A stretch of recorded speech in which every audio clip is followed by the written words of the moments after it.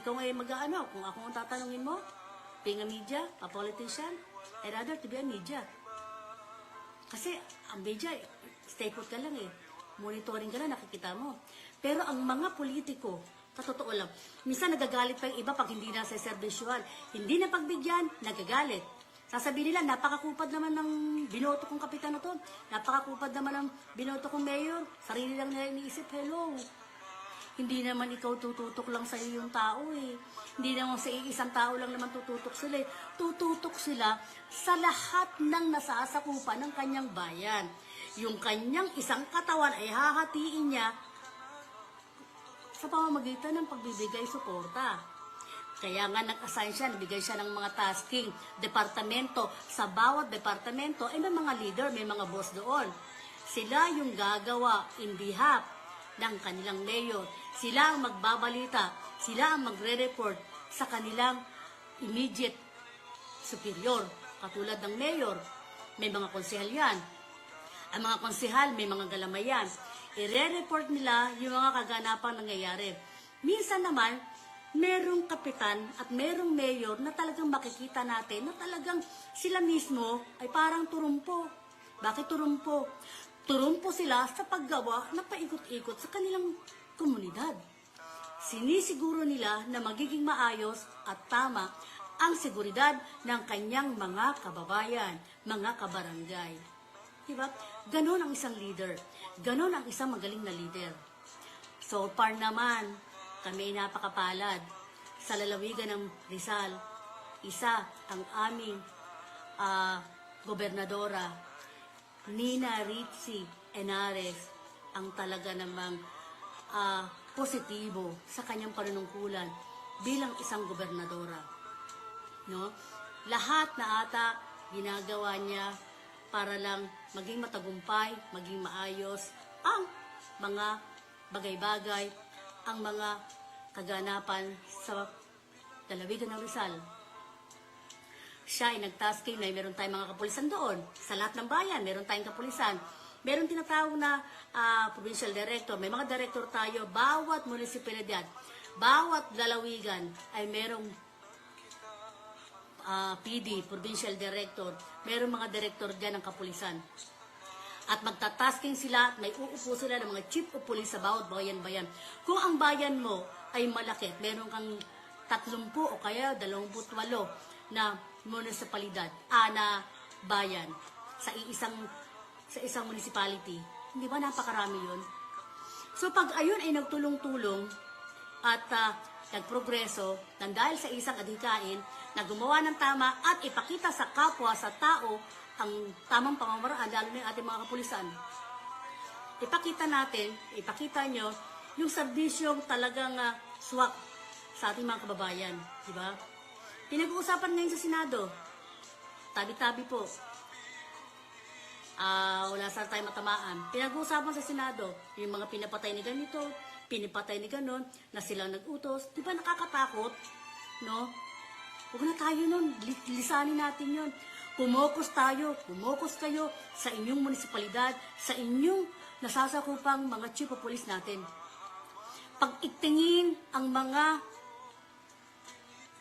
ginagawa, ang mga progreso, ang mga patakaran, ang mga gawain sa araw-araw, ang pagserbisyo publiko. Kasi iba natatakot sa pulis. Bakit kayo matatakot sa pulis? Alam niyo ba ang pulis natin is napakabait? Ang mga kapulisan natin is talaga namang gagawa ng paraan para tumulong. Di ba? Ganun ang ating kapulisan. Huwag tayong matakot. Huwag kayong matakot sa ating kapulisan kasi they are friendly. Yung mga men in uniform natin, they are friendly. Ma-friendly po sila. Kasi sila lang yung nag-portray to protect us. Sila yung nasa unahan natin para protektahan tayo mamamayan. Diba? Kasi dati may napapanood tayo na yung ating mga nakaganapan nung unang panahon pa yon, iba na ngayon. Mas binigyan sila ng magandang serbisyo para gawin ang tama ng ating kapulisan. Huwag niyong katakutan ng kapulisan kasi ang ating kapulisan is a man in uniform friendly. Sila yung kaibigan na hindi ka iiwan at tutulungan ka. Isumbong nyo kay Vicky Custodio kung meron kayong pulis na gumago sa inyo, na nagtarantado sa inyo, na hiningan nyo na ng tulong, binastos pa kayo. Hindi natin pakakawalan yan. Dalalathala natin yan. Pero so far, wala eh. Wala akong nakikitang ganyan eh. Ibig sabihin, sa bayan namin ha, wala akong nakikitang ganyan kasi they are all friendly. Kasi ang pinapa-emphasize ng mga mayor doon, kasi ang mga ano nila, ang chief of ano nila doon, ang kanilang boss na doon, syempre mga mayor. Kasi ganun ang mga mayor.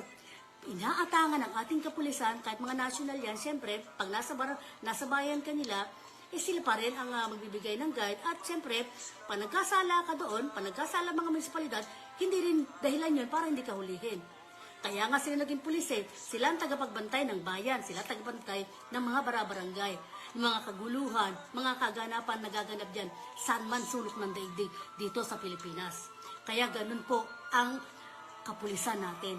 Ganun ang ating kapulisan. Kaya saludo tayo sa ating mga kapulisan. Huwag kayong matakot, diba? Hindi ko na i-mention ang mga pangalan ng mga kapulisan at lahat sila ay maging okay, alright. Ipanalangin natin ang kanilang serbisyo. Ganon din, ipanalangin din natin ang ating mga leader, ang ating mga barangay kapitan. Kamusta bang barangay kapitan mo dyan? Tutulog-tulog pa rin ba? Natutulog ba? May natutulog ba? Siguro naman walang natutulog. Diba? Kasi lahat nga sila okay eh. Lahat, kaya nga po sila nandyan kasi binoto ng taong bayan eh. Ibig sabihin, may nagustuhan sila na pag-ugali, may nagustuhan sila na taglay ng kapitan. Diba? Na taglay ng mayor. Diba? Kasi pag pangit ang ugali, naniniwala pa rin ako kahit kilalang tao, pag pangit ang ugali mo, hindi ka iboboto ng tao eh. Dahil siguro sa maganda ay pinakita ng mga namumuno, ng mga leader natin, ng mga mayor natin, ng mga barangay chairman natin, ng mga kagawad natin, konsihal, nagbigay sila ng magandang serbisyo sa ating mga kababayan. Di ba? Di ba simple lang? Kaya sabi ko nga, pag bumoto kayo, ngayon marami na tayong nakikita. Gawa sila ng gawa dyan. Maraming pagbibigay ng mga ayuda, samantalahin nyo. Alam kung bakit? Pero ng taong bayan yan eh. Samantalahin nyo yung binibigay nilang tulong. At siyempre naman, at alam nilang malayo pa, nakikita na natin, nagsiservisyo sila. Sa Maynila nga, hindi ko nabanggitin eh. Eh doon pa, may tatak pa yung pangalan nila eh. May mga tatak pa, pati yung mga lamesa pinamimigay nila, may pangalan, donated by. Eh hindi ba? Kung hindi ka nangangampanya, bakit may donated by? Yung noon nakikita ko noon na, may mga ganon, di ba? Pero so far, bawal yan, ha? Bawal na magbigay. Nagpunta nga ako one time, nagpunta ako dito sa somewhere in Region 3. Somewhere in Region 3. May nakita ako for councilor. Nakalagay ng mukha. Pero wala nakalagay na boto. Natawa na lang ako eh. Sabi ko, kaaaga ng mga taong to naglalagay ng for councilor. Gumawa muna kayo. Ano sabi ng Pangasinan? Gumawa muna kayo. Natawa na lang ako eh. Kasi syempre, alam mo naman sa probinsya, sabi ko, natawa ako, nakalagay na ka for councilor. Kaaga-aga-aga, hindi pa nakapag-file lang si Osil, for councilor na. Babae ito eh. Hindi ko na nakuha yung pangalan eh. Ibig sabihin, ganong kaatat ang eleksyon doon. Kahit naman saan, ganon eh, di ba? Mali ko, hindi ko na nakuha yung pangalan eh. Pero sa isip-isip ko, ang dami mga dapat gawin eh. Gusto mo palang lumaban eh. Dapat, ngayon pa lang gumawa